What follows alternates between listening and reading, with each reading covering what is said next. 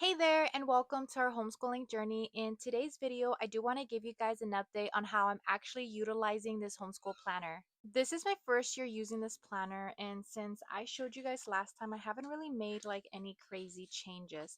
I did go ahead and add like a few things to our list of curriculum, but I don't know if I'm actually gonna like paste it in here or if I might end up putting it somewhere else. In regards to like the book list pages, someone did give me an idea on just adding the pictures of the books that my little ones reads and then have him like rate it. So that might be something we decide to do. I mainly want to give you guys like an update on how things have been going for the month of June in regards to like the calendar. What I'm also doing for the month in review, I am actually like picking things from a year of playing skillfully. Actually, I'm using a summer of playing skillfully since that's what they have for the month of June, July, and August. So I am getting ideas from there in regards to like reading, science, stuff like that. And then we're also finishing out our little passports activity kits. We did get like the 12-month subscription with them, and the last few just came in. This one, we were going to go ahead and do it, but we're actually going to finish it on Monday. So it's like crossed off because we were supposed to finish it, but life happened. As for the month of July, everything's looking pretty simple. I'm honestly looking forward to the day that I'm actually able to place orders through our charter school. I kind of went ahead and updated all my things and just have everything ready. That was just an easy breeze, copy and paste. For the month of July, I also went ahead and made a list of the things I might want to do. Again, this is a curriculum that I've had for like a few years now. From the list that they gave me, I honestly just picked and choose the ones that I know I might be able to get done. But as you saw, like over here for the month of June, there were just some things that we just weren't able to get done, and that's okay. I at least have some lists or ideas that I'm able to kind of like pick and choose from on days that we just have extra time or don't know what to do. Now, if we skip through all these pages, because it's just like the extra stuff that I actually already have filled out for the whole year, but this is what I kind of want to talk to you guys about and share with you. So, I've seen so many different moms share so many different ways that they use this page. I am still trying to figure out how it's going to work best for me and my family. So far, I've noticed that just color coding everything is just working great. Green is for what's something that everyone's going to do.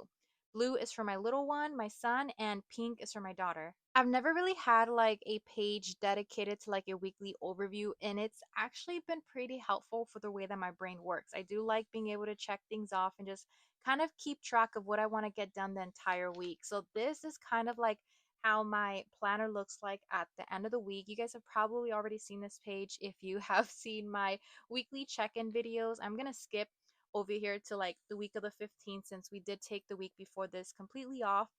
This page is just staying the same in regards to like having things color coordinated and having things written in there like for appointments, holidays, stuff like that.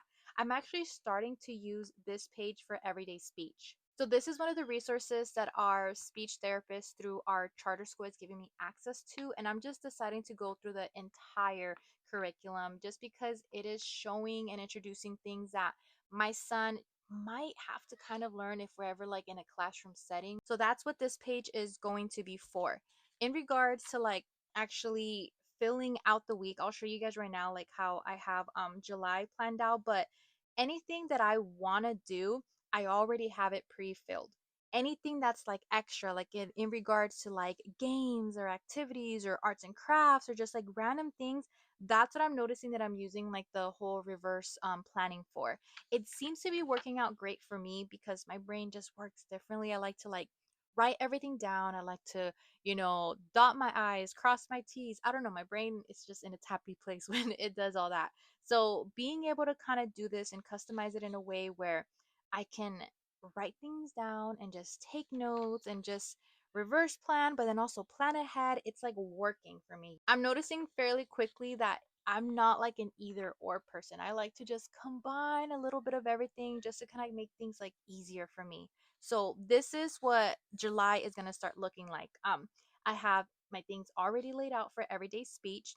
Everything is color coordinated. We still have the little passports that I want to complete on Monday.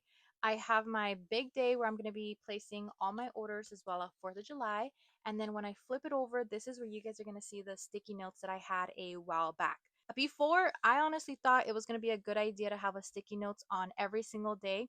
But that first day, I literally changed my mind by the end of that first day because it was becoming like I don't know how to say this. It was bugging my brain having to like take it off, write something because we only did one of them, and then cover it again, and then just have to move things over. It was just too much. But having it on the Saturday tab, I'm able to see like exactly what I got to do for each one. Good and beautiful, Spanish, speech, everything, and just fill it in like that. These are the things that we're going to get done no matter what. We might have to like move things over, push things back to the next week, but this is what I'm hoping to get done. Now, in regards to like extra games or activities, that's when it's going to start getting filled in. But it's pretty much working out the way I want it to. The first day of using this planner, I realized I had to make changes, and we did that. So far, it's sticking, and it looks like it's going to be something I use going forward. Now, these are the stickies that I'm going to be using for summer school. It looks like we might actually finish all of our like summer school activities in like 2 weeks. So this might just get completely taken out once that's done, and then we might end up having like a whole month off, which is fine. I just wanted to use like IXL, finish our Evan Moore workbooks, finish our Write Shop, and just finish the good and the beautiful before the new school year starts. So regardless of what speed we're on, as long as we get it done before the beginning of the school year, I'm good with that. Now, in regards to speech, that is something that we're just going to be doing all year long. We're probably going to go into second grade, maybe third grade into it. I don't know, but that's something that we started and we should complete it hopefully by the end of second grade, but we'll see how that goes.